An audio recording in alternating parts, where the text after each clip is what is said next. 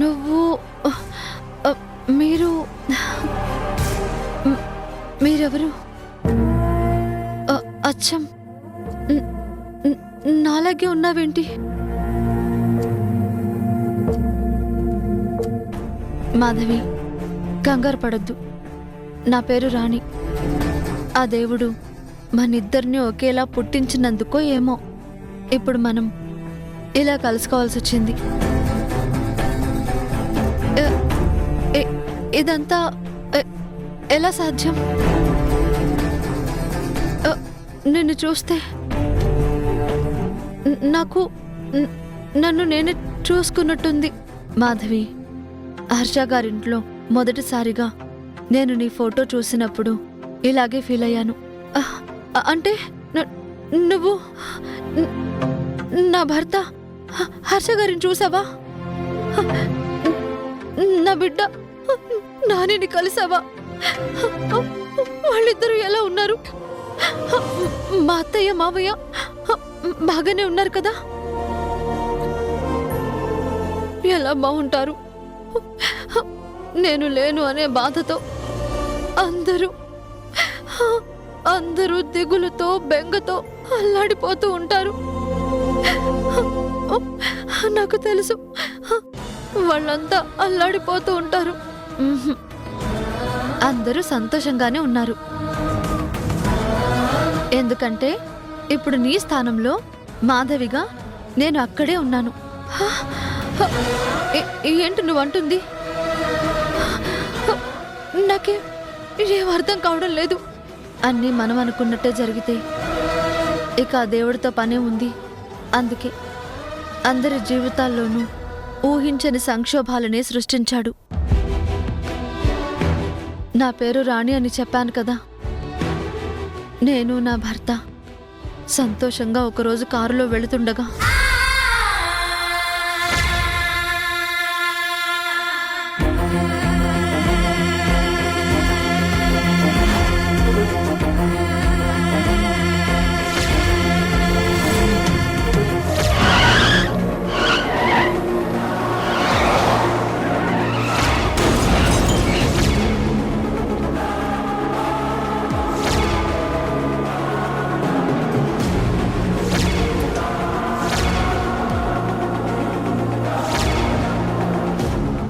ఇది నా అజ్ఞాతవాసం కథ. ఇప్పుడు నీ గురించి చెప్పు. కొత్తే ఉంది. అయిన వాళ్లే నమ్మక ద్రోహం చేస్తే, వెన్నుపోటు పొడిస్తే, చెయ్యని నేరానికి శిక్ష అనుభవిస్తున్న జీవితం నాది. హర్ష గారితో, నాని బాబుతో, ఆదరించే అత్త మామలతో ఎంతో సంతోషంగా ఉన్న నేను నాన్నగారికి జబ్బు చేసిందని తనని చూడడానికి బయలుదేరితే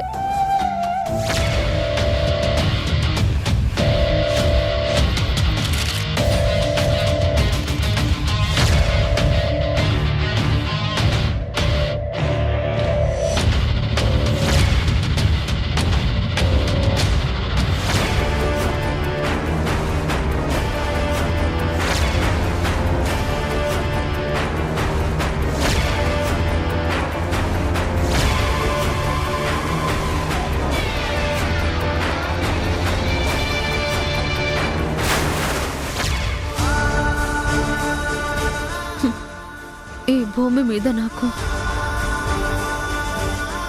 ఇంకా బ్రతకాలని రాసి పెట్టుందేమో. అందుకే నా మీద హత్య ప్రయత్నం జరిగినా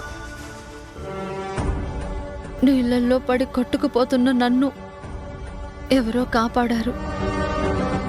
గాయపడ్డ నాకు ట్రీట్మెంట్ ఇప్పించారు. ఇన్నాళ్ళు నేను కోమాలోనే ఉండిపోయాను. నేను స్పృహలోకి రాగానే హాస్పిటల్లో ఉన్నానని నాకు అర్థమైంది. వెంటనే నా ఇంటికి వెళ్ళిపోవాలని నేనెంతగానో ప్రయత్నించాను. అయినా నా వల్ల కాలేదు. నన్ను పలకరించడానికి వచ్చిన ఆ ఇన్స్పెక్టర్ కిరణ్ గారికి నా గోడు మొత్తం చెప్పుకున్నాను.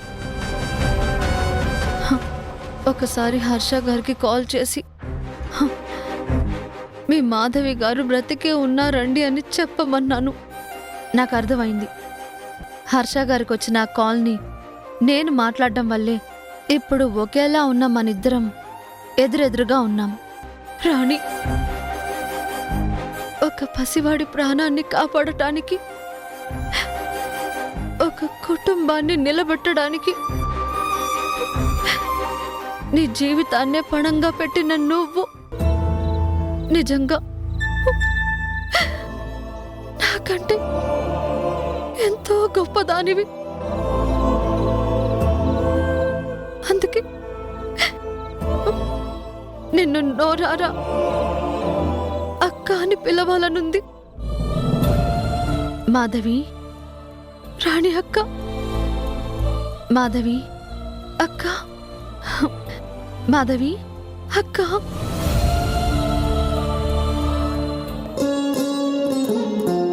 తప్పు చేశాను. నా కూతురి మనసులో శివ ఉన్నాడని తెలుసుకోకుండా పట్న సంబంధాల కోసం తిరిగి తిరిగి చాలా పెద్ద తప్పు చేశాను. వీరయ్య, ఇప్పటికైనా తెలుసుకున్నావు, అంతే చాలు. ఆ శివని మళ్ళీ తన ప్రాణం కంటే ఎక్కువగా ఇష్టపడుతుంది. ఇంకా ఎందుకు ఆలస్యం వీరయ్య? వెంటనే వాళ్ళిద్దరికీ పెళ్లి చేసేస్తే మంచిది. ఏమంటావ్? శాస్త్రి గారితో ఆ విషయం గురించే మాట్లాడదామని వచ్చాను. శాస్త్రి గారు, 4 రోజుల్లోగా ఒక మంచి ముహూర్తం ఉందేమో చూసి చెప్పండి. శుభం, ఆ మాట అన్నావు బావుంది. పంచాంగం చూసి ఇప్పుడే చెప్తాను.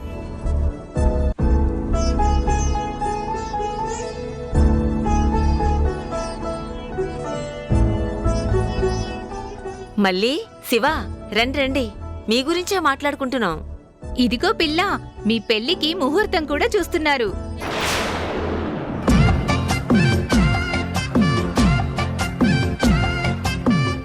ఇంత తొందరగా పెళ్ళా? అవును శివ, ఇప్పటికే ఆలస్యమైంది కదా. చెట్టా పట్టాలేసుకుని తిరుగుతున్నారు.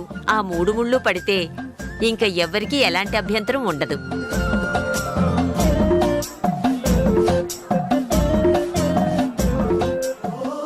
పెళ్ళనగానే ఎంత సిగ్గుపడుతుందో. నిన్నటిదాకా శివ నీకు దక్కాలని కన్నీళ్లతో అమ్మోరికి ముడుపు కూడా కట్టావు కదే.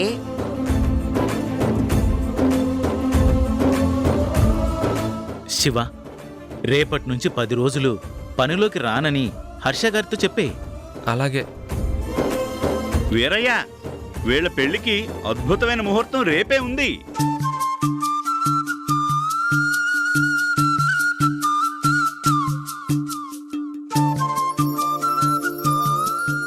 ఆ తర్వాత మళ్ళీ 1 రోజులు దాటితేనే గాని మంచి ముహూర్తాలే లేవు. అదేమిటండి, పెళ్లి కూతుర్ని చెయ్యాలి, పెళ్లి కొడుకుని చెయ్యాలి, 10 మందిని పిలవాలి, పెళ్లి బట్టలు, పెళ్లి సామాన్లు, అబ్బో ఎన్ని పనులుంటాయి. మరి రేపే పెళ్ళంటే కష్టం కదండి. పోనీ పెళ్లి ముహూర్తం 1 నెల తర్వాత పెట్టుకుంటే బాగుంటుందేమో.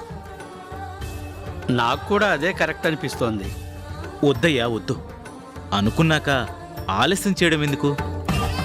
మరి ఏర్పాట్ల సంగతి? అయ్యగారు, అవన్నీ నేను చూసుకుంటాను. ఉన్నంతలో నా కూతురు పెళ్లిని ఏ లోటు లేకుండా జరిపిస్తాను. మీరు దగ్గరుండి మంత్రాలు చదివి లగ్గం జరిపిస్తే చాలు.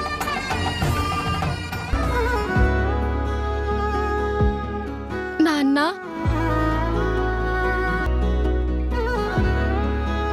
అమ్మ మళ్ళీ ఎందుకే పెళ్లి చేసుకోబోతూ కంటతడి పెడతావు నువ్వు? మీ అమ్మ లేకపోయినా అన్ని పద్ధతిగా ఈ నానే జరిపిస్తాడుగా.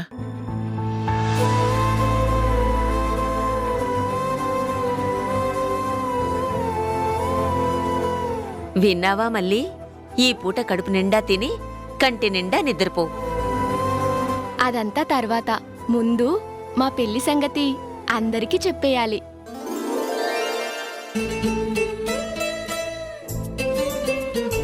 మళ్ళీ నువ్వు శివ హర్ష గారి ఇంటికి వెళ్ళి ఈ శుభవార్త చెప్పండి. అట్టాగే వచ్చేదారిలో మీ ఇద్దరు మీకు నచ్చిన పెళ్లి బట్టలు కూడా కొనుక్కొని రండి. శివ, పద పద, పెళ్లి బట్టల షాపింగ్ తోనే జంటగా అన్నీ కొనుక్కుందాం. ఉమ్.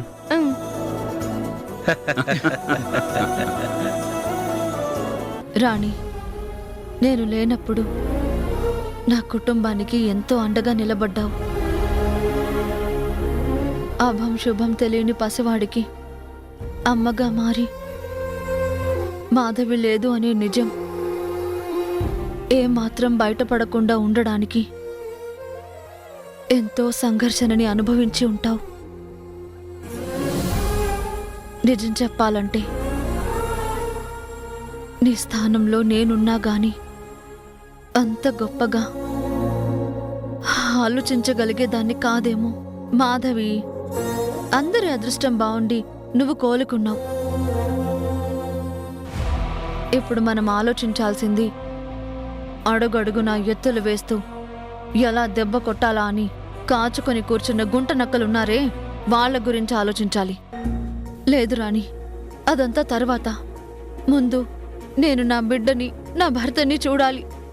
నేను బ్రతికే ఉన్నాను అనే శుభవార్తని వాళ్ళకి చెప్పాలి. వాళ్ళకి ఎలాగైనా తెలియాలి. మాధవి, ప్లీజ్, జరిగిందంతా మన శత్రువులకి ఇప్పుడే తెలిస్తే అది మనకే నష్టం. ఏం జరిగినా సరే ఇంక నేను ఆగలేను. నా ఇంటికి నేను వెళ్లాల్సిందే. తప్పకుండా వెళ్దూ గాని మనిద్దరం కలిసి ఒక నాటకం ఆడాలి. ఆ బాబురావు వాళ్ళకి తగిన గుణపాఠం చెప్పాలి. అయ్యో, నా ఆరాటాన్ని కొంచెం అర్థం చేసుకో. కనీసం ఒక్కసారి నా భర్తతో ఫోన్లో అయినా మాట్లాడితే తప్ప నా మనసు కుదుట పడదు. నన్ను అర్థం చేసుకో.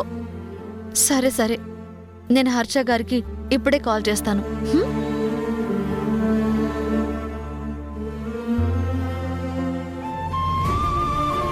ఓకే ఓకే, స్లోగా. హర్ష గారు, అలా నెమ్మదిగా నడవండి. డాక్టర్, ఒక్క నిమిషం. నో, హర్ష గారు ప్లీజ్, ప్రాక్టీస్ని మధ్యలో ఆపడం మంచిది కాదు. మీరు వాక్ని కంటిన్యూ చేయండి. కమాన్, మూవ్.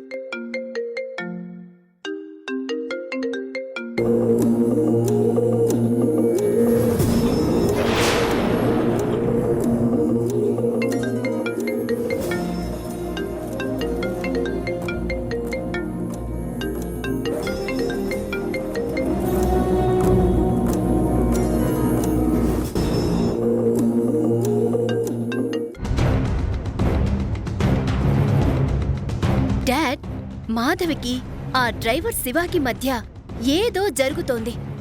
అదేంటో కనిపెడితేనే మన ప్లాన్ వర్కౌట్ అవుతుంది. చాటుగా తప్పు చేసేవాళ్లు నలుగురు ముందు బయటపడకుండా ఎన్నో జాగ్రత్తలు తీసుకుంటారు. కాని మాధవి అందరి ముందే ఆ డ్రైవర్ని సపోర్ట్ చేస్తోంది, వెంటేసుకుని తిరుగుతోంది.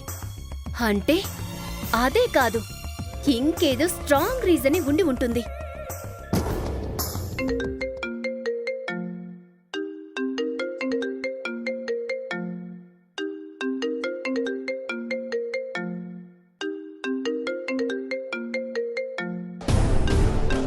అదేంటి, ఫోన్ రింగ్ అవుతుంటే బావ తీయట్లేదు? ఎవరై ఉంటారబ్బా? మీ అక్కేనేమో. చూద్దాం పదా.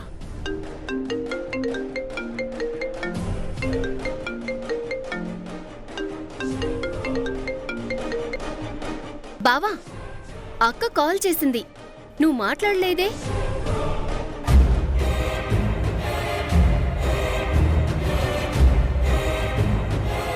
డాక్టర్ గారు మధ్యలో ఆపొద్దన్నారు, అందుకే. నేను మళ్ళీ కాల్ చేస్తాలే. ఫోన్ చేస్తోంది అంటే మాధవి ఎక్కడున్నట్టు? అయ్యో, ఫోన్ చేసినా ఆయన తీయడం లేదేంటి? అక్క, ఇక నా వల్ల కాదు, నేను బయలుదేరుతాను.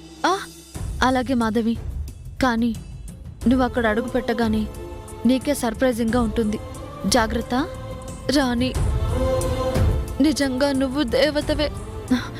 ప్లీజ్, అంత పెద్ద మాటలతో నన్ను పరాయిదాన్ని చేయొద్దు.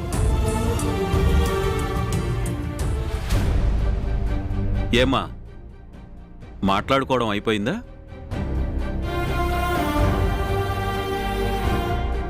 మాటలైతే పూర్తయ్యాయి. మీరు కాస్త సహాయం చేయాలి. ఏం కావాలో చెప్పండి.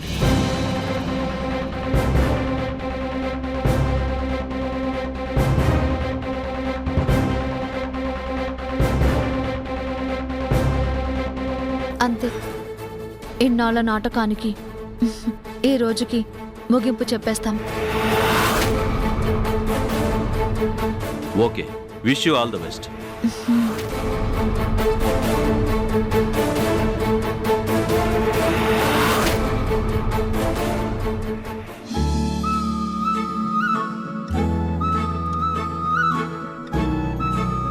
సూరమ్మత్త, రేపే నాకు శివకి పెళ్లి, నువ్వు తప్పకుండా రావాలి. అట్టగనే పిల్ల, ఈడు జోడు చాలా చూడముచ్చటగా ఉంది. సరే. రామయ్య మామా, రామయ్య మామా. ఏంటమ్మా? రేపే నా పెళ్లి. పెళ్ళా? అబ్బో, ముక్కు చీదుకుంటూ పొట్టి గౌన్లు వేసుకొని తిరిగేదానివి, అప్పుడే నీకు పెళ్లి కుదిరిపోయిందా? పిల్లాడెవరు? ఇతనే నాకు కాబోయే మొగుడు. జాగ్రత్త పిల్లోడా, అసలే గడుగ్గాయి, అలసిచ్చావంటే నెత్తినే కూర్చుంటదే. ఓ మామా, రేపే మా పెళ్లి, తప్పకుండా రావాలి. అలాగేనమ్మా, తప్పకుండా వస్తాం. చిన్ని వదినా, చిన్ని వదినా. ఏంటమ్మా? నువ్వు అన్నయ్య మా పెళ్లికి తప్పకుండా రావాలి. అట్టగే అమ్మా, కోరుకున్న వాడితో కలకాలం సుఖంగా ఉండు. వెళ్ళొస్తా. మంచిదమ్మా. శివ, చూసావా, ఊళ్ళో వాళ్ళందరూ మన పెళ్ళంటే ఎంత సంతోషిస్తున్నారో. నువ్వు పుట్టినప్పటి నుంచి ఈ ఊళ్ళో అందరికీ తెలుసు కదా. అవును, ఈ రోజు దాకా నేను వీరయ్య కూతుర్ని, రేపటి నుంచి ఈ శివ పెళ్ళాన్ని. ఎంత బాగుందో, ఎంత సంతోషంగా ఉందో.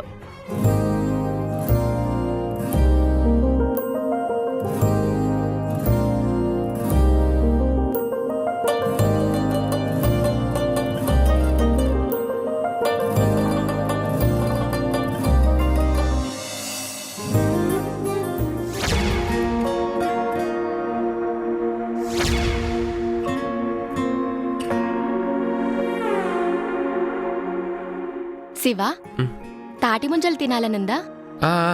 తిందామా?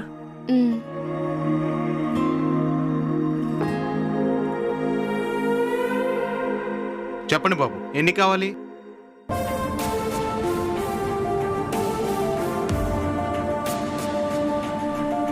శివ, వద్దు పదా. సరే బాబు. రా. ఎందుకు వద్దంటున్నావు? అవి మరీ ముదుర్లా ఉన్నాయి. పొలం గట్ల దగ్గర తాటికాయలు కొడతారే, అక్కడికి వెళ్దాం. తాజాగా కొట్టిన లేలేత ముంజలు తింటుంటే జివ్వుమనిపిస్తుంది. పద, ఇప్పుడే వెళ్దాం. అబ్బా, లేడీకి లేచిందే పరుగన్నట్టు నీకన్నిటికీ తొందరే. ఇప్పుడు మనం హర్ష గారింటి దగ్గరికి వెళ్ళాలి కదా. అవును, హర్ష సార్కి, చిన్నమ్మ గారికి అందరికి చెప్పేసొద్దాం. పద.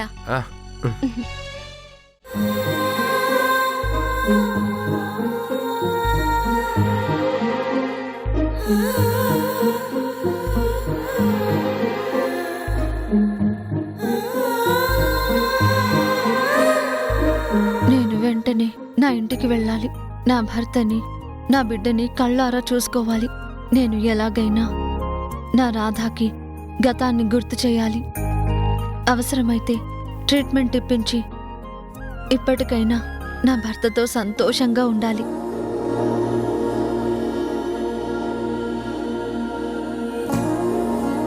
మాధవి గారు, ఒక మాట. ఏంటది? ఇంటి దొంగని ఈశ్వరుడైనా పట్టుకోలేడు అంటారు. అందుకే నీ ఇంటికి నువ్వు మాధవిగానే వెళ్ళినా తొందరపడి నేను రాణిని కాదు మాధవినే అనే నిజాన్ని మాత్రం ఇప్పుడే ఎవ్వరికీ చెప్పొద్దు. అంటే నా వాళ్ల మధ్యలోకి వెళ్ళాక కూడా నేను నీలాగే నటించాలా? తప్పదు మాధవి. ముసుగు దొంగనైనా ఆ బాబూరావు నందినిలా అసలు రూపాన్ని సాక్ష్యాలతో సహా బయట పెట్టించేదాకా నువ్వు కొంచెం ఓపిక పట్టాలి. ఎలా రాణి? అందరి ముందు, సరే నా భర్త ముందు, నా బిడ్డ ముందు కూడా నీలా నటించాలంటే ప్రాణం పోతున్నట్టుంటుంది కదా మాధవి. ఒక ఆడదానిగా నీ బాధని నేను అర్థం చేసుకోగలను. కానీ అనుకున్నది సాధించాలి అంటే కొద్ది రోజుల పాటు మనసుని నిగ్రహించుకోక తప్పదు. అబ్బా, ఇన్నాళ్ల తర్వాత ఆయన ముందు కూడా నేను పరాయిదానిలాగా ఎలా ఉండను?